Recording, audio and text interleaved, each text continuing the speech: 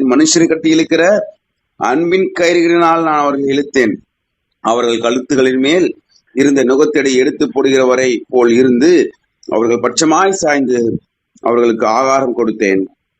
8 சொல்லிட்டு பாருங்க, இன்னும் நல்லா இருக்கும். எப்ராஹிமே, நான் உன்னை எப்படி கைவிடுவேன்? இஸ்ரவேலே, நான் உன்னை எப்படி ஒப்பு கொடுப்பேன்? நான் உன்னை எப்படி ஆத்மாவை போல ஆக்குவேன்? உன்னை எப்படி செமியோவை போல வைப்பேன்? என் இருதயம் எனக்குள் குழம்புகிறது, என் பரிதாபங்கள் ஏகமாய் பொங்குகிறது, என் இருதயம் எனக்குள் குழம்புகிறது. கர்த்தருடைய நாம மாத்திரம் மகிமைப்படுவதாக. ரோமர் 8ஆம் அதிகாரம் ரொம்ப அருமையான வசனம் 35 வாசிக்கிறோம் பாருங்க. உமது நிமித்தம் எந்நேரமும் கொல்லப்படுகிறோம், அடிக்கப்படும் ஆடுகளைப் போல எண்ணப்படுகிறோம் என்று எழுதியிருக்கிறபடி நேரிட்டாலும் கிறிஸ்துவின் அன்பை விட்டு நம்மை பிரிப்பவன் யார்?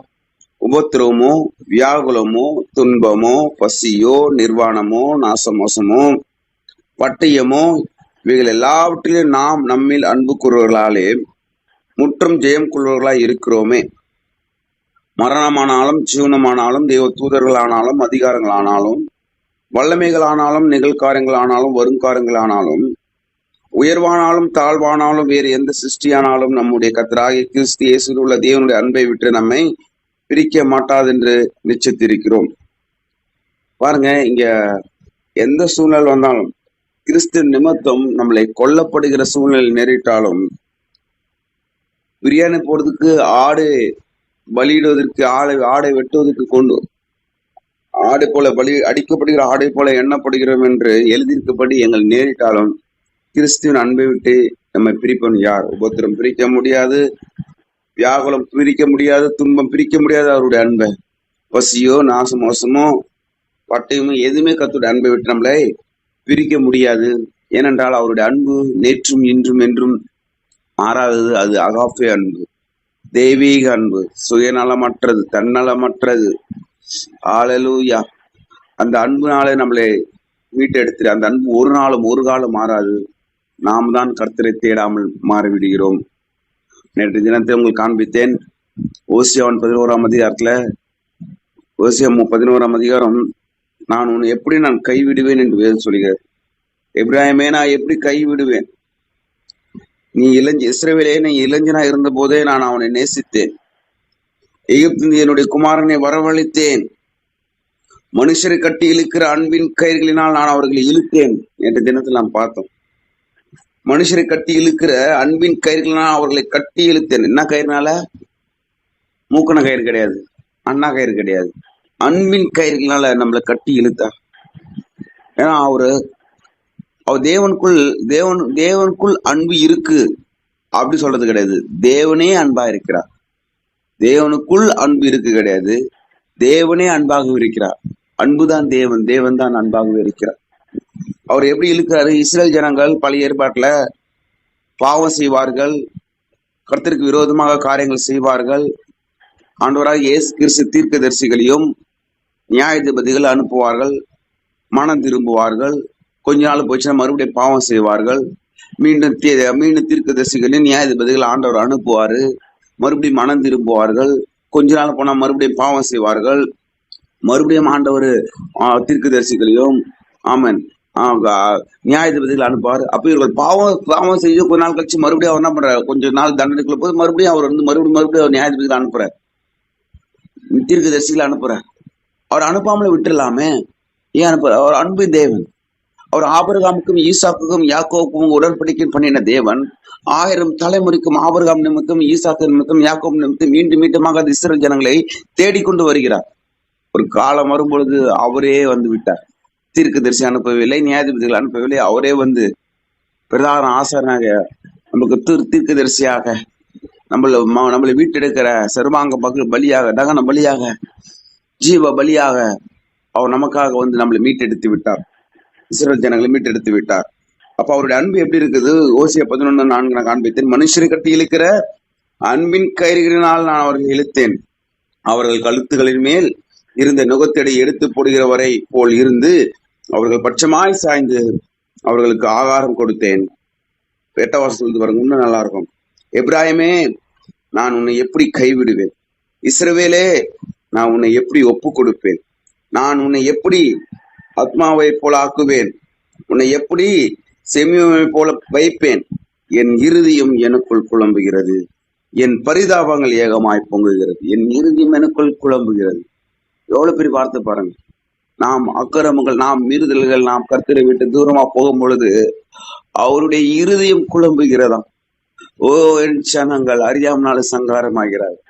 ஓ என் ஜனங்களை அறியாமனால பாவம் செய்கிறார்கள். ஓ அறியாமனால வீழ்ந்து கொண்டு இருக்கிறார்கள் என்று, நரகத்திலே போய் கொண்டிருக்கிறார்கள் என்று. ஆத்துவம் பாரு உங்களுக்கு எங்களுக்கு இல்லைங்க. நாம் சொல்றதா சொன்னா ஆத்துவம் பாரு, ஆத்துவாண்டவர் ரட்சி சொல்லிட்டு விட்டு போயிடும். அவர் ஜனங்கள் அழியும் போது அவருடைய இருதயம் எவ்வளவு குழம்புகிறது தெரியுமா? அவர் படைத்த, அவர் உருவாக்கின மனிதர்கள், அவருடைய சாயல படைத்த மனிதர்கள் பாவத்திலையும் அக்கிரமத்திலையும் பாவ சிந்தலிலும் விழுந்து நரகத்துக்கு நேராக போகும் பொழுது அவருடைய இருதயம் எவ்வளவு குழம்புகிறது என்று வேதம் சொல்கிறது. அல்லேலூயா. அவருக்கு நமக்காக சொந்த ரத்தத்தை கொடுத்தவர், சரீரத்தை பிக்க கொடுக்கப்பட்டவர். அவர் வானத்திலிருந்து இறங்கி பூமியில் நமக்காக மனிதர்களை மீட்பதற்காக வந்தார். ஆனால் மனிதர்கள் அவர் ஏற்றுக்கொள்ளாமல் பாவத்தினால முழுகி பிசாசு இடம் கொடுத்து நரகத்துக்கு போகும் பொழுது அவருடைய இருதயம் எப்படி இருக்கிறது? இஸ்ரேல் ஜனங்கள் பாவம் செய்கிறார்கள், மீண்டும் மீண்டும் தீர்க்கதரிசிகளையும் நியாயாதிபதிகள் அனுப்புறார். கொஞ்ச நாள் கழிச்சு மனம் திரும்புகிறார், கொஞ்ச நாள் கழிச்சு அப்புறம் மறுபடியும் பாவம் மீண்டும் மீண்டும் அனுப்பி கொண்டே இருக்கிறார். அல்லேலூயா. அவர் அன்பின் தேவன், அன்பின் கயிறுகளினால் அவர் கட்டி இழுக்கிறார். அதனால்தான் அவருடைய அன்பை விட்டு பிரிப்போம் யார்? அவருடைய அன்பை விட்டு நம்ம பிரிக்க. அவருடைய அன்பு அகாஃபே அன்பு, தெய்வீக அன்பு. அவர் இந்த பழைய ஏற்பாட்டுல கடவுள் கோபமானவருங்க, புதிய ஏற்பாட்டுல அவர் கிருபியானவங்க கிடையாது. பழைய ஏற்பாட்டிலே அதே கடவுள் தான், புதிய ஏற்பாட்டிலே அதே கடவுள் தான். பழைய ஏற்பாட்டுல தான் அப்படி வழி நடத்தி புதிய ஏற்பாடு நம்மளுக்காக மறிக்கிறார். அவர் நேற்றும் இன்று என்று மாறாதவர். அல்லேலூயா. அப்ப எபிராமே நான் உன்னை எப்படி கைவிடுவேன்? இஸ்ரவேலே நான் உன்னை எப்படி ஒப்பு கொடுப்பேன்?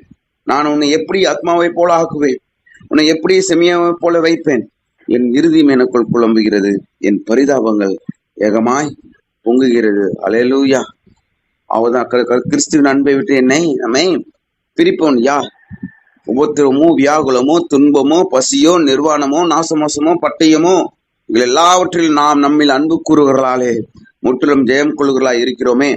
மரணமானாலும் ஜீவனமானாலும் தேவ தூதர்களானாலும் அதிகாரங்களானாலும் வல்லமைகளானாலும் நிகழ்காரியங்களானாலும் ஒரு காரியங்களானாலும் உயர்வானாலும் தாழ்வானாலும் வேறு எந்த சிருஷ்டியானாலும் நம்முடைய கர்த்தராகிய கிறிஸ்து இயேசுவில் உள்ள தேவனுடைய அன்பை விட்டு நம்மை பிரிக்க மாட்டாது என்று நிச்சயித்திருக்கிறேன். உங்களை மன்னியும் அன்பின் கயிறுகளினால் நம்மளை கட்டி இழுத்திருக்கிறார். நம்ம ஏதோ ஒரு மீறுதலும் பாவத்தில் கர்த்தரை விட்டு பின்வாங்கி போகும் பொழுது எப்படி நான் உன்னை கைவிடுவேன் என்று சொல்றார். நம்ம அவரை விட்டு நம்ம தூரமாக போகும் பொழுது அவருடைய இருதயம் குழம்புகிறது என்று வேதம் சொல்கிறது. அவ்வளவு அவர் அன்புள்ள தேவன். அல்லேலூயா. எந்த ஒரு பிரச்சனை, எந்த ஒரு போராட்டம் நம்ம பிரிக்க முடியாது. நம்ம வாழ்க்கையில சந்திக்கிற நிறைய பேர் நல்லா இருக்கும்போது கர்த்தரை தேட மாட்டாங்க. ஒரு சிலருக்கு நல்ல ஒரு பிரச்சனை வரும்போது கர்த்தரை தேட மாட்டாங்க. எப்படி இருந்தாலும் நாம் கர்த்தரை ஒவ்வொரு நாளும் தவறில்லாமல் இடைவிடாமல் நாம் தேடுகளாக இருக்க வேண்டும். அல்லேலூயா. சோதனைக்குட்படாதபடிக்கு விழித்திருந்து ஜெபம். ஆவி உற்சாகம் உள்ளது, மாம்சம் பலவீனம் உள்ளது. சோதனைக்குட்படாதபடிக்கு ஒரு தடுப்பூசி போடுறோம், அது வரதுக்கு முன்னாடியே போடுறோம், வருவதற்கு முன் காக்கிறோம். நம் ஜெபம் நம்மளுடைய வாழ்க்கை ரொம்ப அவசியம். வேத வாசிப்பு ரொம்ப அவசியம். கர்த்தரை தேடுவது ஒரு அவசியம். கர்த்தரை ஆராதிப்பது ரொம்ப அவசியம். அல்லேலூயா. கிருபை என்ற வாயில சொல்றதோட கிருபைக்குள்ளாக வாழ பழக வேண்டும். அல்லேலூயா. பிரியாணி என்ற வாயில சொல்றதோட பிரியாணி எடுத்து சாப்பிட வேண்டும். கிருபை எடுத்து நாம் சாப்பிடுகிறதா இருக்க வேண்டும், ஜெபிக்கிறதா இருக்க வேண்டும், கர்த்தர் அனுதினமா ஆராதிக்கிறதா இருக்க வேண்டும். கிறிஸ்து வாழ்க்கை அறிவு சம்பந்தப்பட்டதல்ல, அது உறவு சம்பந்தப்பட்டது. கிறிஸ்து வாழ்க்கை அது அடிமைத்தனத்தின் ஆவியை பெறாமல் உரிமைத்தனத்தின் ஆவியை பெற்றிருக்கிறோம். அடிமை சம்பந்தப்பட்டதில்லை. ஒரு காலம் ஒருபோதும் நாங்கள் பிரச்சனையில மூழ்கி போவதில்லை, கடலில மூழ்கி போவதில்லை, வியாதியில மூழ்கி போவதில்லை. எங்களை உயர்த்தி மற்ற ஜனங்களுக்கு நீங்கள் ஆசீர்வாதமாக வைக்கப்படுறதுக்காக நன்றி செலுத்துகிறோம். கிருபினால் மூடிக்கொள்வீராக. நாட்கள் எங்களை கொண்டு யாரெல்லாம் பிசாசில் பிடிந்தும் கொள்ளை வியாதிருந்தும் கேன்சர் இருந்தும் குணமாக்க சித்தமா இருக்கிறீரோ எங்களை கொண்டு பயன்படுத்தும்படியாக ஜெபிக்கிறோம். இயேசு கிறிஸ்து மூலம் நல்ல பிதாவே. ஆமென், ஆமென்.